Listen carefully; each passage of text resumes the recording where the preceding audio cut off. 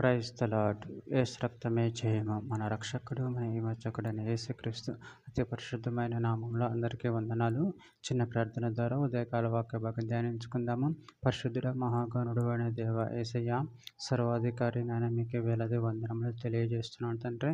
నాయన ఉదయకాలం ప్రభు వాక్య భాగం ధ్యానిస్తుండగా వాక్య భాగం అర్థమట్లు సాయం చేసి మీ కృపలో బలపరిచి మీకు మాదిరిగా మమ్మల్ని నడిపించమని చిన్న ప్రార్థన ప్రభు యేసుక్రీస్తు అతి పరిశుద్ధమైన నామంలో అడిగి వేడుకుంటున్నాను తండ్రి. Amen amen. సామెత గ్రంథం 10వ అధ్యాయం 6వ వచనము.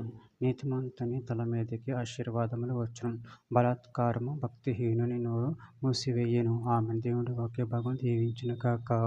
ప్రభునందు ప్రియులారా, ఇక్కడ వాక్య భాగంలో గమనించినట్లయితే నీతిమంతుని తల మీదకి ఆశీర్వాదములు వచ్చును, బలాత్కారము భక్తిహీనుని నోరు మూసివేయును. అదేవిధంగా వాక్య భాగంలో గమనించినట్లయితే సామెతల గ్రంథం 24వ అధ్యాయం 25వ వచనం, న్యాయముగా తీర్పు తీర్చు వారికి మేలు కలుగును, క్షేమకరమైన దీవెన అట్టి వారి మీదకి వచ్చును. సామెతల గ్రంథం 28వ అధ్యాయం 20వ వచనంలో, నమ్మకమైన వానికి దీవెనలు మెండుగా కలుగును, ధనవంతుడొకటుకు ఆతురత పడువాడు శిక్ష నందకపోడు. ద్వితీయోపదేశ కాండం 28వ అధ్యాయం 2వ వచనము, నీవు నీ దేవుడైన యెహోవా మాట విని ఎడల ఈ దీవెనలన్నీ నీ మీదకి వచ్చి నీకు ప్రాప్తించును. రోమీయులకు రాసిన పత్రిక 3వ అధ్యాయం 24వ వచనం, కాబట్టి నమ్మువారు ఆయన కృపచేతనే క్రీస్తు యేసు నందలి విమోచనము ద్వారా ఉచితంగా నీతిమంతులని తీర్చబడుచున్నారు.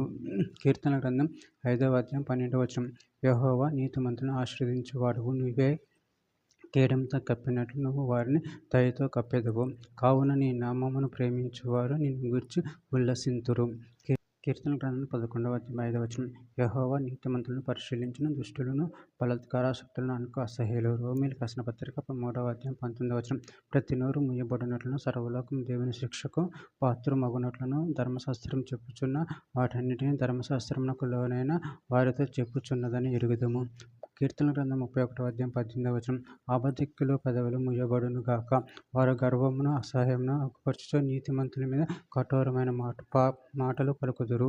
చివరిగా ఒక మాట, ద్వితీయోపదేశ కాండం 30వ అధ్యాయం 19వ వచనం, నేడు జీవమును మరణమును ఆశీర్వాదమును శాపమును నేను నీ ఎదుటను ఉంచి భూమి ఆకాశములను మీ మీద సాక్షులుగా పిలుచుచున్నాను. ఆమె. దేవుని వాక్య భాగం దీవించును గాక. చిన్న ప్రార్థన చేసుకుందాము. పరిశుద్ధుడ, ప్రేమ కలిగిన దేవ యేసయ్య, మీరు ఇచ్చిన వాక్యదానాన్ని బట్టి ప్రభు మీకు వేలాది వందనములు తెలియజేస్తున్నాను తండ్రి.